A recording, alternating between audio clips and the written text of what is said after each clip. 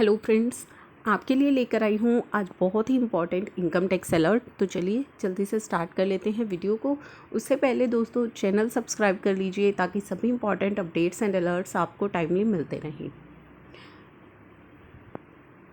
तो दोस्तों 7 जुलाई आज है आखिरी तारीख। अगर आपने जून में किसी का टीडीएस डिडक्ट किया है, किसी का टीडीएस काटा है, तो आज आपको वो जमा कराना है। आज आखिरी तारीख है, 7 जुलाई तक आपको उसे गवर्नमेंट को जमा कराना होता है। अब हम बात करेंगे, अगर आज आप डिपॉजिट नहीं कराते हैं तो कल से कितना इंटरेस्ट आपको पे करना पड़ सकता है। साथ ही टीडीएस में हुई एक मोस्ट इम्पॉर्टेंट एक्सटेंशन के बारे में भी इस वीडियो में हम बात करेंगे। तो पहले बात करते हैं सेक्शन 201 की, जो हमें कहता है दो तरह के इंटरेस्ट लगाए जाते हैं। Non deduction of TDS either in whole and part, या तो आपने टीडीएस डिडक्ट ही नहीं किया, आपको टीडीएस डिडक्ट करना चाहिए था लेकिन आपने नहीं किया, या फिर आपने कम रेट से किया, तो ऐसे केसेस में आपको इंटरेस्ट पे करना होता है 1% पर मंथ। कब से पे करना होता है ये जानना आपके लिए बहुत ज़रूरी है। जिस दिन आपको टीडीएस डिडक्ट करना चाहिए था उस दिन से लेकर के जिस दिन आपने एक्चुअली में बाद में डिडक्ट किया उस दिन तक आपको इंटरेस्ट पे करना होगा। तो फर्स्ट पॉइंट हमें क्लियर है। सेकंड हम बात करेंगे, आपने टीडीएस तो डिडक्ट कर लिया लेकिन आपने आगे डिपॉजिट नहीं कराया है। जैसे मान लीजिए आज आखिरी तारीख है, आपने डिपॉजिट नहीं कराया, तो कल से आपको कितना इंटरेस्ट देना होगा? 1.5% पर मंथ के रेट से आपको जो है इंटरेस्ट पे करना होगा। साथ ही आपको याद दिला दूँ कि ऑर्डिनेंस 2020 में एक बहुत इंपॉर्टेंट रिलीफ दिया गया था। अगर आपकी कोई पेमेंट 20 मार्च से लेकर के 29 जून तक फॉल कर रही है तो, और वो 30 जून तक एक्सटेंड कर दी गई थी, लेकिन उसके अंदर आपको रिलीफ दिया गया था 0.75% का, यानी कि आपका जो ये रेट मैं बता रही हूँ 1% और 1.5% पर मंथ, यह आपका रिड्यूस कर दिया गया था 0.75% पर मंथ 30 जून तक। इसके बाद आपको नॉर्मल जो रेट्स हैं उन्हीं के हिसाब से इंटरेस्ट पे करना पड़ेगा। तो चलिए अब हम बात कर रहे थे कि अगर हमने टीडीएस तो डिडक्ट कर लिया लेकिन जमा नहीं कराया ड्यू डेट तक, यानी कि आज अगर आप जमा नहीं कराते हैं तो कल से आपको जो है इंटरेस्ट पे करना होगा। अब समझना ये ज़रूरी है कि किस डेट से हमें ये पे करना होगा। From the date of deduction.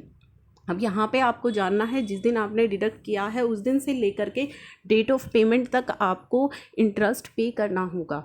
ये चीज़ आपको समझनी बहुत ज़्यादा ज़रूरी है। चलिए इसको एक एग्जांपल के साथ समझते हैं ताकि आपको अच्छे से क्लियर हो जाए। Say that your payable TDS amount मान लीजिए 5,000 का है एंड डेट ऑफ डिडक्शन 13 जनवरी को आपने कोई टीडीएस डिडक्ट किया। से यू पे टीडीएस ऑन 17 मई, और आपने वो टीडीएस जमा कब कराया? 17 मई को जमा कराया। ऐसे केस में आपको उस 5,000 पे 1.5% के रेट से 5 महीने का इंटरेस्ट पे करना होगा। 5 महीने का क्यों कह रही हूँ मैं? क्योंकि 13 जनवरी अगर आपने काटा है ड्यू डेट, तो आपकी 7 फरवरी आ रही हो गई, तो 7 फरवरी से करना चाहिए नहीं। हमें सेक्शन 201 कहता है जिस दिन आपने टीडीएस डिडक्ट किया था उस दिन से लेकर के जब आपने डिपॉजिट कराया उस दिन तक का इंटरेस्ट आपको पे करना होगा। तो यहाँ पे आपको ये चीज़ ध्यान में रखनी है कि आपको किस पीरियड का इंटरेस्ट जो है वो पे करना होगा।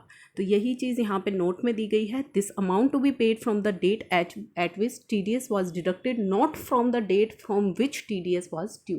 तो जिस दिन डिडक्ट किया है उस दिन से पेमेंट करनी होगी, ना कि उस दिन से जिस दिन से आपकी पेमेंट ड्यू हुई थी। जैसे कि 7 फरवरी आपकी लास्ट थी, तो ऐसा नहीं होता। जिस दिन आपने डिडक्ट किया है वहाँ से आप इंटरेस्ट कैलकुलेट करेंगे। तो ये आई होप समझ में आ गया हो।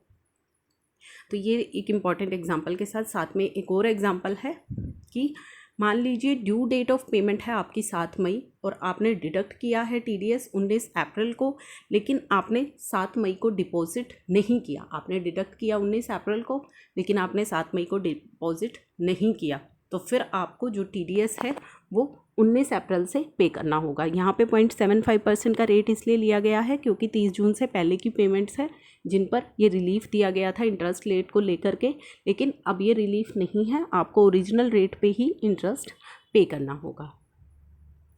अब हम बात करते हैं सेकंड इम्पॉर्टेंट एक्सटेंशन की। दोस्तों TDS and TCS statement, TDS and TCS return आपकी क्वार्टर की जनवरी फरवरी मार्च क्वार्टर की जो जानी थी उसकी डेट को एक्सटेंड कर दिया गया है 31 जुलाई 2020 तक।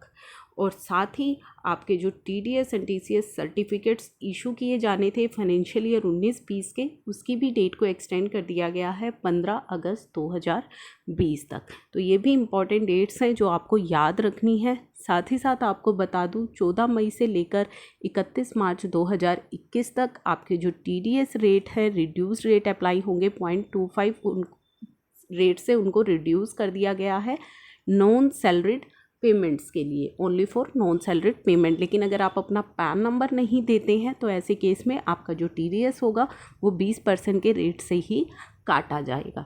तो ये कुछ इंपॉर्टेंट अपडेट्स थे TDS को लेकर। आई होप ये वीडियो है आपके लिए useful. Thank you for watching.